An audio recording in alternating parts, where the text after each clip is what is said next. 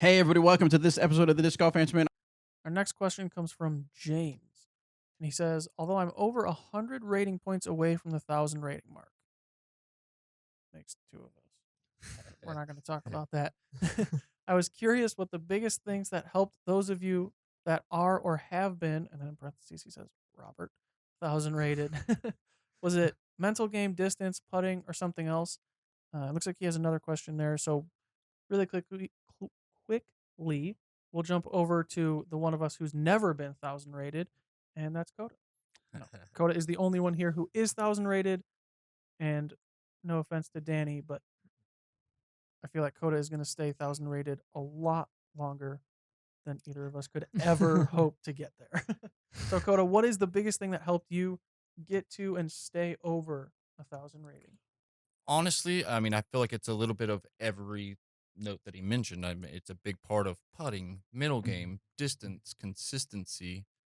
Consistency in the mental game is the biggest thing that ever helped me get over 1,000 rated. So learning how to handle tournament situations, being able to have the mental capacity of having faith in myself, believing in my game is huge. And that's where I think practicing and building routines, that way every time you're doing anything, you're following your routine over and over and over helps with consistency, which helps with your mental game, which helps you get 1,000 And rated. and for those wondering, Coda's been over 1,000 rated for over a year now.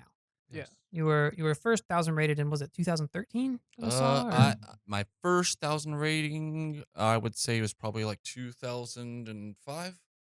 Oh, yeah, you were Yeah. up to 1019 in 2012, Yeah. and then the last time you were 1,000 rated was 2013, and you just got back And you said you took a few March. years off. Yeah, Had a, I injured my knee really bad, Hmm, and that's when my rating went that'll down, do it. that's and my tournament funny. play went out the window pretty much, and I just had to take a break from it Yeah, and you've got get my to. body good and then reapproach it. So it's kind of like riding a bike, it's slow at Mhm. first, but you get the hang I of it think I've again. heard that excuse on this show before. Bobby's always talking. He says if your body's in pain, it's a sign that you need to stop, not a sign that you Absolutely. need to push through it. Mhm. And I then mean, pushing through it just can create more damage. And if you want to keep playing this sport, that's just a bad idea. So, Danny, you're what are you 972 right now? mhm. So you have a shot at 1,000 rating. What is the thing that like? What is one change that you think you could make, or one improvement that you could make to get you there? Is it putting? Is it mental game, consistency, Probably putting. putting? I'm Okay. I just need to practice more. I get in this idea like in backhand form, I'm always tweaking something. I'm always trying to change something to add power, add consistency, get my shot straighter or something like that. And generally that works good because there's like a defined way to throw a correct backhand. And most people who throw far are throwing it pretty much the exact same way. Mhm. But there's not a defined perfect way to putt. That's true. Everybody who putts is different. If you watch you watch somebody's silhouette and they have no like defining features, but you watch their stroke, you know who that is. Yeah. And so I don't know what the perfect stroke is for putting. So the solution to that is just practice my stroke Mhm. and get that set in. I'm working towards there. I'm getting a little bit more consistent with that putting, but Nice. it's that's where I think the line is for me. Okay. So the second half of that question, I think his name was James, says, also, what were some rating plateaus that you had to get over, and how long were you playing before reaching the 1,000 rating mark? Thanks for any help and advice in achieving my lifelong rating goal. So, Coda, was there any? I mean, you started a while ago, and it looks like you got to 1,000 rated pretty quickly. Pretty quickly, yes. You Like, became a member in and 2003. Your first rating was 970.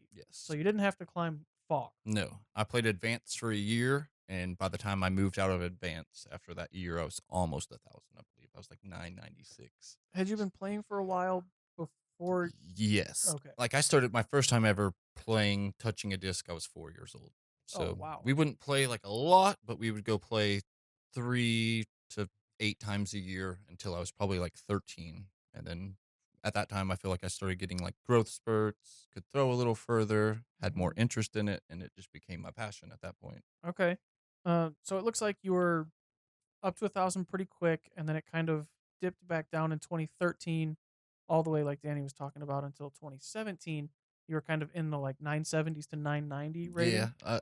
What did, Go ahead. what'd you do from then until last year when you jumped back over 1,000?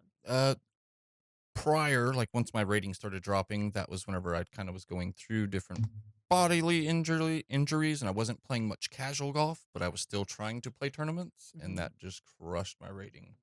And then it just, I mean, just putting in the work, putting in the effort, slowly helped me just slowly build, slowly build, slowly build. So your tip to get through rating plateaus: stop playing bad. Absolutely, and I mean, That's good Just keep advice. it's one of those things like you have to learn from. Ask yourself why. Like after a round, what did I do wrong? Why did I shoot like this? Like what's the reason why I did this? Was it my putting?